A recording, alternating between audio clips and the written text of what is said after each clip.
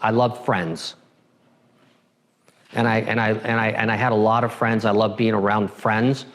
And my success actually, several of my jobs that I had actually came from friends that either told somebody about me or offered me a job that I went to work for, because I treated people with respect.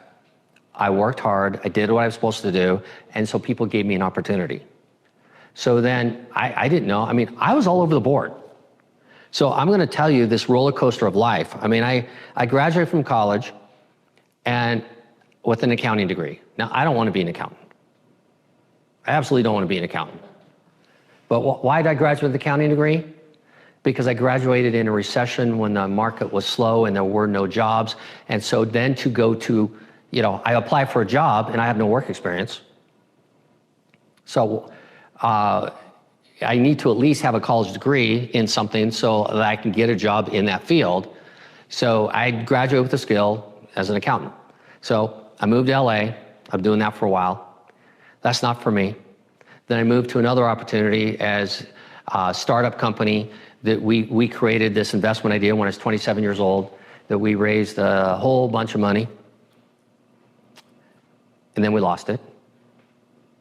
And then I learned from it, but I stayed in town there for 3 years trying to pay the investors back on the side, so I took a job at a college where I became the director of the Career Center on a college campus.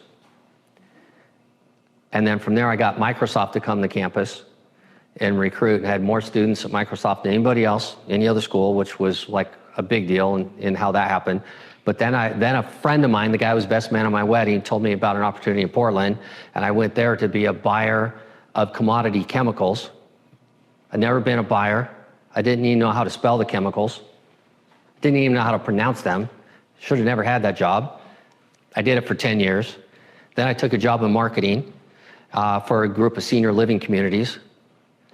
And then actually I stumbled on to mortgage, and I just fell in love because I could actually I could help people with their personal finances when it's dealing with the largest debt in their life. And I found a purpose, and I spent over the last 2 decades going from being an originator to being a branch manager, to being an area manager, to being a regional, to being executive vice president. But it was just, none of that happened overnight.